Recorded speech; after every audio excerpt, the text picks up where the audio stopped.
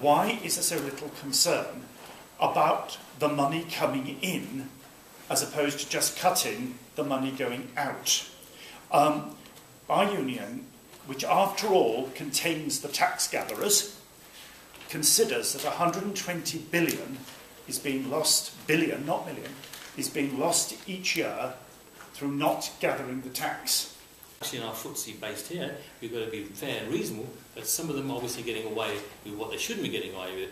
I'd like to see those people dealt with and understand that's what we keep saying we're going to do. I think for the last 30, 40 years, we've had a neoconservative ideology which has put forward the idea that the way to prosper is by bending over backwards to provide businesses with all the things that they need to reduce taxes, and there's been very much a race to the bottom in terms of the amount of tax that's delivered against business over the last 30 or 40 years, and then in order to cover that there's been some increase in indirect taxation.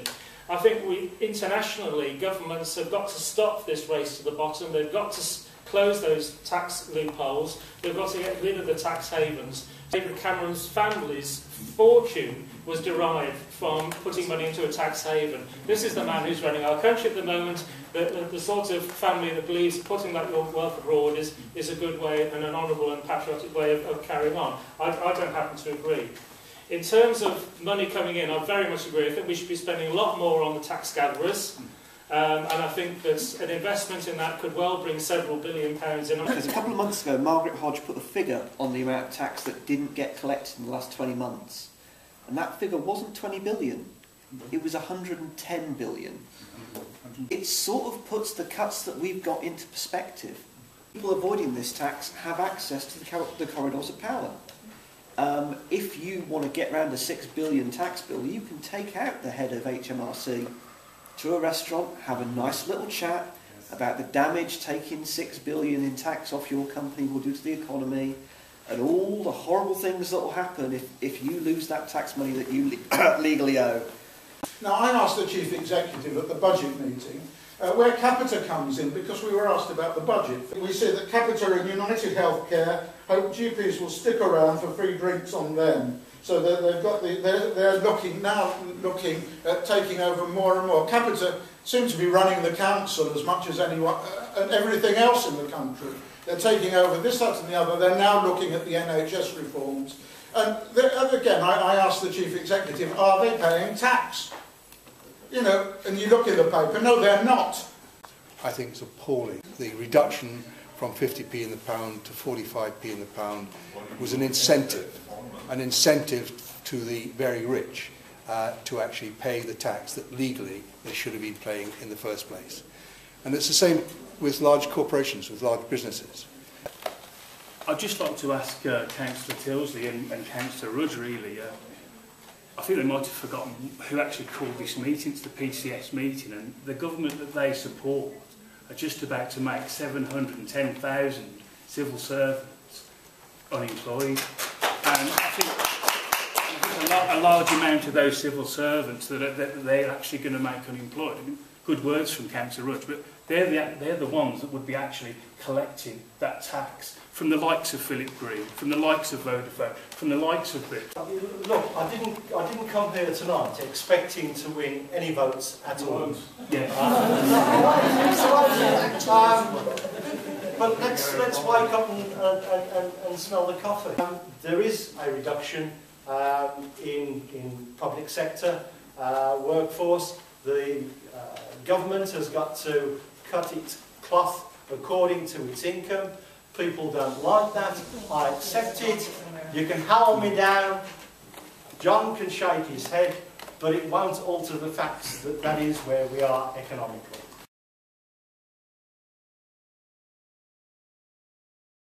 I work at the Equality and Human Rights Commission. My job is to solely advise discrimination victims, whether that be somebody who's disabled that's losing their job, somebody who's told that they're too old, a woman who has been dismissed after maternity leave, etc., etc. The Commission is fundamentally facing nearly a 70% budget cut. We provide grants, we take on legal cases that push boundaries of law. Our grants function is being taken away. That's £14 million across the country. That goes to places like law centres, CABs, rape crisis centres. Those will be going. There's a lot of places in Birmingham that will be going. So less places for the community to go and seek advice if they are victims of discrimination. We have a regional presence here. All of the regions will be going, so there will be nowhere for advice, provision for them and companies. I personally work on the helpline. The helpline is to be privatised. I'd like to ask a question, why it's appropriate for discrimination victims, why somebody should make a profit on that, and I'd like some thoughts on why A4E is the current runner for a service who's being investigated for fraud. Please.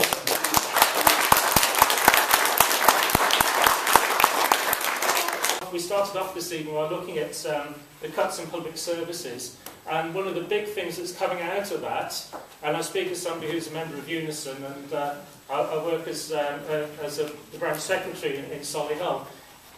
Most of the people who are facing redundancy, most of the people who are facing a threat to their wages and their terms and conditions are women. There are very real blows being struck against the modest gains that were made by the Labour government over the previous 14, 15 years. There are people who, in the fiery pit of capitalism, are not going to win. Because free markets create winners, but they create a lot of losers as well. For everybody on the up, there's a lot of people on the down. Women's rights is seen as a left issue. It shouldn't be. It's a human rights issue. And then human rights is seen as a left issue. And it shouldn't be. It's a human issue for all of us. And we need to say, whenever somebody is discriminated against because of who they are, we need to stand up for those people. We need people like Laura to do her job. We need more people like Laura to do her job. And we need to confront some of the ugliness in our society. It's so important that it gives people power to do something and help themselves, help their own communities in these ways. I think it's right to have culled a number of quangos, because quite honestly, I don't think they delivered.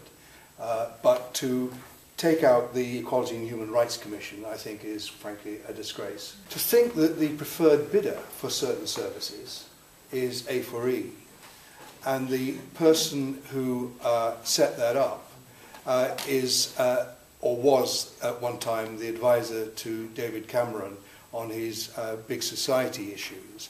And given that A4E are under investigation for what is patently fraudulent activity, says it all.